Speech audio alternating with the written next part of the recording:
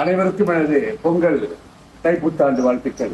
தை பிறந்தால் வழி பிறக்கும் என்பது போல உங்கள் அனைவருடைய வாழ்க்கையிலும் எல்லா நலன்களும் பெறுவதற்கு எல்லாம் வல்ல இறைவனை வேண்டுகின்றேன்.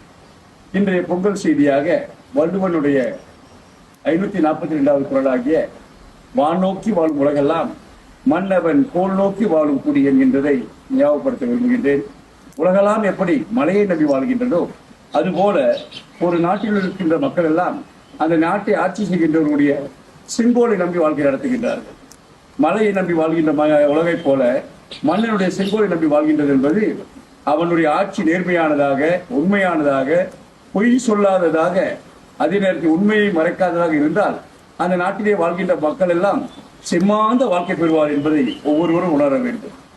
சிலப்பதிகாரத்தில் கூட சிலம்பு வென்றதா அல்லது மன்னனுடைய செங்கோல் வென்றதா